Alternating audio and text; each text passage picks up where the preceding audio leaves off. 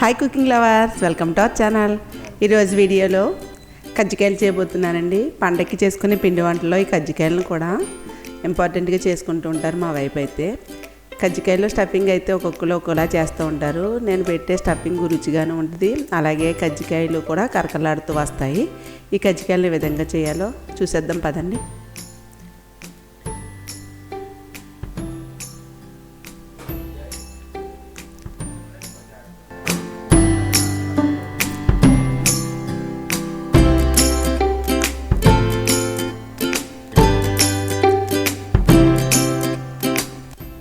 కజ్జికాయలని మైదా పిండితో చేస్తారు, గోధుమ పిండితో కూడా చేస్తారండి.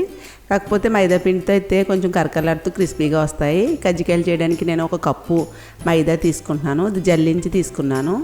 ఇందులోకి నేను గోధుమ నూక కూడా వేస్తున్నాను. గోధుమ నూక సన్నగా ఉండాలి, బాగా సన్నగా ఉన్న గోధుమ నూక అయితే బాగుంటుంది. లేదు కొంచెం పెద్ద నూక అయితే మిక్సీ పట్టుకుని వేసుకోవచ్చు. 2 టేబుల్ స్పూన్లు నూక వేస్తున్నాను, అలాగే చిటికెడు ఉప్పు కూడా వేసుకుని. ఈ బొంబాయి రవ్వ వేయడం వల్ల కజ్జికాయలు కొంచెం క్రిస్పీగా ఉంటాయండి. ఉప్పు వేసిన తర్వాత మొత్తం అంతా పిండి కలిసేలా కలుపుకుని ఇందులో నేను కలపడానికి ఆయిల్ని అయితే వేడి చేస్తున్నాను. బాగా మరిగించిన ఆయిల్ని 2 టేబుల్ స్పూన్ల వరకు వేసుకోవచ్చు. ఈ ఆయిల్ వేయడం వల్ల కజ్జికాయలు కరకరలాడుతూ ఉంటాయి.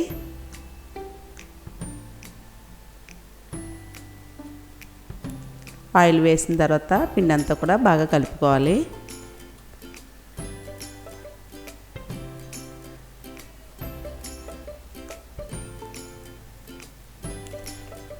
ఈ విధంగా ఉండాలండి. పిండి ఇలా నొక్కి పెట్టినప్పుడు ముద్దలా అవ్వాలి. ఇప్పుడు ఇందులోకి కొద్దిగా వాటర్ వేసుకుని చపాతీకి చేసుకుంటాం కదా, ఆ విధంగా కలుపుకోవాలి, గట్టిగా కలుపుకోవాలి. ఈ పిండిని బాగా గట్టిగా కాదు, బాగా మెత్తగాను కాదండి, మనకి కలుపుతుంటే తెలిసిపోతూ ఉంటుంది. చపాతీ పిండి కంటే కొంచెం గట్టిగా కలిపినా బాగుంటుంది. అదే కనుక పిండి లూజ్గా కలిపితే కజ్జికాయలు చేసే పూరీలు అయితే పలచగా వచ్చేస్తాయి. పిండి ఈ విధంగా ఉండాలి. ఇదంతా కలిపిన తర్వాత మూత పెట్టి ఇది పక్కన పెట్టేసుకుని దీనికోసం స్టఫింగ్ చేద్దామండి. కజ్జికాయల్లో పెట్టడానికి నేను 1/2 కప్పు వేరుశనగ గుళ్ళు తీసుకుంటున్నాను. 1/2 కప్పు కంటే కొంచెం తక్కువగానే తీసుకున్నాను, ఎందుకంటే నేను 1 కప్పే చేస్తున్నాను. అలాగే 1/2 కప్పు తక్కువ కొబ్బరి. ఇది ఎండు కొబ్బరి కాదండి, మామూలు ముదురుగా ఉన్న చెక్కే నేను ఫ్రిడ్జ్లో ఉంచాను. అది ఇలా ముక్కల కింద కట్ చేశాను. అదే కనుక మీరు పచ్చి కొబ్బరి తీసుకుంటే మనం వేయించేటప్పుడు టైం పడుతుంది. ఇది పచ్చి కొబ్బరే ఫ్రిడ్జ్లో పెట్టడం వల్ల ఆరిపోయి ఈ విధంగా ఉంది. ఇప్పుడు ఇందులోకి నేను పాన్ పెట్టుకుని వేరుశనగుళ్ళు అయితే వేసి లో ఫ్లేమ్లోనే వేయించుకోవాలి. ఎప్పుడు కూడా వేరుశనగుళ్ళు వేయించినప్పుడు నిదానంగా వేయించుకోవాలండి, లోపల నుంచి వేగుతూ రావాలి. లేకపోతే పైన కలర్ వచ్చేస్తాయి కానీ లోపల పచ్చిగా ఉంటాయి. ఈ విధంగా లో ఫ్లేమ్లో వేగిన తర్వాత ఒక ప్లేట్లో తీసేసుకొని పై పొట్టు అంతా తీసేసి మిక్సీ పట్టుకోవాలి. ఇదిగో పై పొట్టు తీసేసాను చూడండి. మిక్సీ జార్లో వేసుకుని కొంచెం కోర్సుగా మిక్సీ పట్టుకోవాలి, బాగా మెత్తగా పొడిలా చేయకూడదు. చూడండి, చూస్తుంటే తెలుస్తుంది కదా, కొంచెం బరగ్గా ఉంది అండి. ఇంకా కొద్దిగా నేను వేరుశనగుళ్ళు అయితే తీసేసాను. 1/2 కప్పు కంటే కొంచెం తక్కువగానే వేరుశనగుళ్ళు వేయించాను, కొద్దిగా తీసేసాను. ఈ పిండి అయితే 1/2 కప్పు కంటే కొంచెం తక్కువే వచ్చింది. అలాగే కొబ్బరి తురుము కూడా, ఇది కూడా బాగా మెత్తగా కాదు, మిక్సీ పట్టుకోవాలి, కొంచెం కోర్సుగా అండి, మురంగా ఉండాలి. పంచదారను కూడా ఇలా బరగ్గానే మిక్సీ పట్టుకోవాలి. పంచదార 1/2 కప్పు తీసుకున్నాను, 1/2 కప్పుని కూడా నేను మిక్సీలో వేసేసాను. ఇప్పుడు స్టవ్ మీద పాన్ పెట్టుకుని ఇందులోకి 1 టేబుల్ స్పూన్ నెయ్యి వేస్తున్నాను. ఫస్ట్ నేతిలోని డ్రై ఫ్రూట్స్ వేస్తున్నానండి. జీడిపప్పు, బాదం చిన్న ముక్కల కింద కట్ చేసి అవి 2 స్పూన్లు, ఇవి 2 టేబుల్ స్పూన్లు తీసుకున్నాను. ఒక 1/2 కప్పు మొత్తం. మీరు వేయకపోయినా పర్వాలేదు, వేస్తే తినేటప్పుడు మధ్యలో తగులుతూ టేస్ట్ బాగుంటుంది. ఉంటే వేయండి, లేకపోతే లేదు.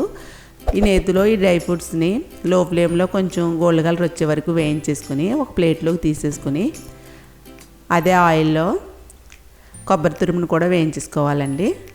నేనైతే పచ్చి కొబ్బరి తురుమే వేస్తున్నాను. అది ఫ్రిడ్జ్లో ఉన్న కాయ, బాగా ముదిరిపోయిన కాయ అయితే బాగుంటుంది, కొంచెం లేతగా ఉన్న కాయ అయితే బాగుండదండి. తడిగా ఉండి వేయించడానికి టైం పడుతుంది, అంత టేస్ట్ అయితే ఉండదు. ఈ నేతిలోని కొబ్బరి తురుమును కూడా నేను కొంచెం గోల్డ్ కలర్ వచ్చే వరకు వేయించేసి ఇంకొక టేబుల్ స్పూన్ నెయ్యి వేస్తున్నాను.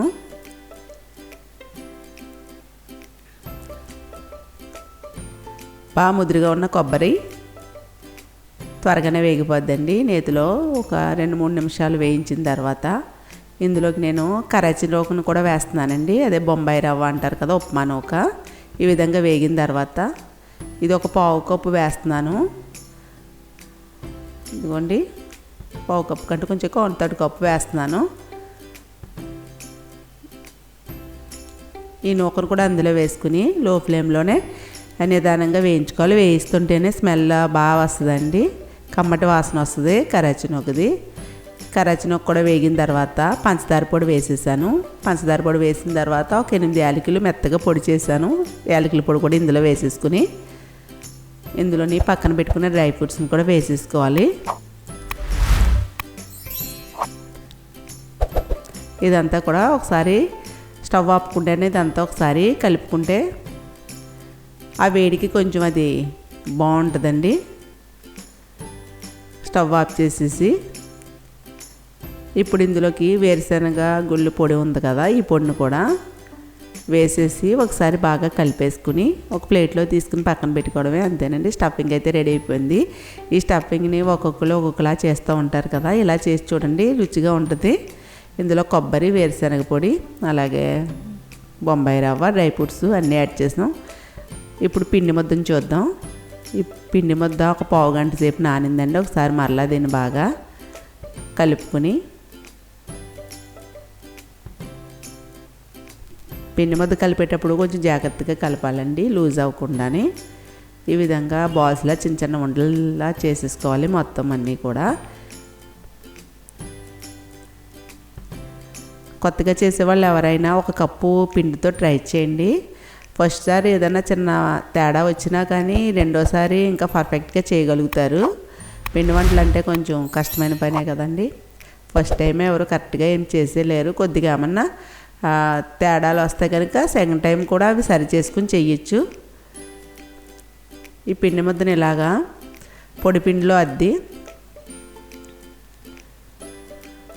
చిన్న చిన్న పూరీలా చేసుకోవాలి. నేను చిన్న కజ్జికాయ పీట అండి నేను తీసుకున్నది, అందుకని చిన్న చిన్నగానే చేస్తున్నాను పూరీలు. ఇలా రౌండ్గా బాగా పల్చగా ఒత్తకూడదు, బాగా మందంగా ఒత్తకూడదు. బాగా పల్చగా ఒత్తితే మనకి విడిపోయినట్టు అయిపోద్దండి. మందంగా అయితే కనుక అది వేగిన తర్వాత లోపల పచ్చి పచ్చిగా ఉన్నట్టు ఉంటుందండి. అందుకని ఈ విధంగా ఒత్తుకోవాలి పూరీలన్నీ కూడా. ఈ కప్పు పిండికి ఒక 10 వరకు అయ్యాయి. ఇవన్నీ కూడా ఇలా చేసేసాను. ఇప్పుడు కజ్జికాయ పీటలకి కొద్దిగా ఆయిల్ రాసి మైదా పిండిని కూడా డస్టింగ్ చేసి ఇప్పుడు ఇందు మీద పూరీ పెట్టుకుని ఈ పిండి అంతా దులిపేయాలండి. దులిపేసి ఇప్పుడు దీని మీద ఒత్తిని పూరీ పెట్టి ఇందులోకి స్టఫింగ్కి ఇది చిన్న పీట కాబట్టి 1 స్పూన్ వేస్తున్నాను. 1 టేబుల్ స్పూన్తో 1 స్పూన్ వేస్తే చాలండి, ఎక్కువ వేయకూడదు. ఎక్కువ వేసామంటే మనం ఈ పీట కజ్జికాయలు నొక్కేటప్పుడు ప్రెస్ చేసేటప్పుడు ఈ పొడి అంతా పక్కకు వచ్చి అది ఏమవుతుందంటే మనకి విడిపోతాయండి. అందుకని ఎక్కువ వేయకూడదు, సరిపడా వేసుకోవాలి. నేను 1 టేబుల్ స్పూన్ వేసాను, కరెక్ట్గా సరిపోయింది. 1 టేబుల్ స్పూన్ వేసి చుట్టూ కూడా కొంచెం తడి చేయాలి. ఇలా నీళ్ళని ఇలా తడి చేసి మనం ఫ్రెష్ చేసినప్పుడు కజ్జికాయలు విడిపోకుండా ఆయిల్లో ఫ్రై చేసినప్పుడు బాగా ఫ్రై అవుతాయి. ఇలా గట్టిగా ఫ్రెష్ చేసి ఎక్స్ట్రా ఉన్న పిండిని మనం చేతితో తీసేయాలండి. ఇలా చేతితో తీసేసి ఎక్స్ట్రా తీసిన పిండి ముద్దలు మొత్తం అన్నీ మళ్ళీ మనం కజ్జికాయలో చేసుకోవచ్చు.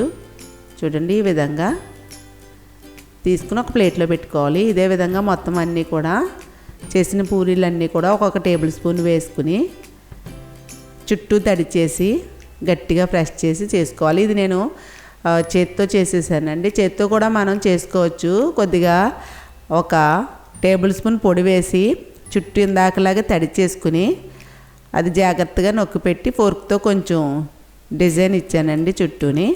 అలా కూడా చెయ్యొచ్చు మన దగ్గర కజ్జికాయల పీట లేకపోతే కనుక. మొత్తం అన్నీ కూడా నేను చేసేసాను. లాస్ట్ మీకు క్లియర్గా చూపిస్తున్నాను చూడండి. కొద్దిగా పొడి ఎక్కువైనా కానీ మనకి విడిపోతాయి. ఫ్రెష్ చేసినప్పుడు పొడి ఉండకూడదు. పిండి రెండు వైపులా పిండే తడికి గట్టిగా అంటుకునేది మనం వేయించినప్పుడు అయితే విడిపోకుండా ఉంటుంది. ఇది మాత్రం గుర్తుపెట్టుకోండి. డీప్ ఫ్రైకి ఆయిల్ పెట్టి ఆయిల్ మీడియం ఫ్లేమ్లోనే మరగనివ్వాలి. కొద్దిగానే నేను డీప్ ఫ్రైకి ఆయిల్ వేసాను. రెండే వేస్తున్నానండి. ఫస్ట్ రెండే వేసి మీడియం ఫ్లేమ్లో నిదానంగా ఫ్రై చేసుకుని రెండో వైపు తిప్పుకోవాలి. హై ఫ్లేమ్లో నూనె మరగనివ్వకూడదు, హై ఫ్లేమ్లో వేగనివ్వకూడదు. పైన వేగిపోతే లోపల మైదాపిండి మెత్తగా ఉంటుంది, మనకు తెలిసిపోద్దండి. అందుకే మీడియం ఫ్లేమ్లో జాగ్రత్తగా నిదానంగా ఫ్రై చేసుకుని అప్పుడు వేగిన తర్వాత ఒక ప్లేట్లో తీసేసుకుని ఇదే విధంగా మొత్తం అన్నీ కూడా వేయించేసుకోవాలి. చూస్తుంటేనే తెలుస్తుంది కదా పైన లేయరు ఎంత క్రిస్పీగా వచ్చిందో. పూరి మనకి మందంగా ఉన్న క్రిస్పీగా ఉండదండి, మెత్తగా వచ్చేస్తుంది. బాగా పలుచగా ఉన్న విడిపోయినట్టు అవుతుంది. చూసుకుని మీరు జాగ్రత్తగా చేసుకోండి. ఇవి చల్లారిన తర్వాత ఒక బాక్స్లో పెట్టి స్టోర్ చేసుకోవచ్చు. నేను చిదిపి చూపిస్తున్నాను చూసారా. ఒక స్టీల్ డబ్బాలో పెట్టుకుని ఇవన్నీ కూడా మూత పెట్టేసుకుని ఉంచుకుంటే మెత్తబడకుండా కరకరలాడుతూ ఉంటాయండి. ఫస్ట్ టైం చేసేవాళ్ళు కొద్దిగా పిండితోనే ట్రై చేయండి. లైక్ చేయండి, షేర్ చేయండి, సబ్స్క్రైబ్ చేయండి.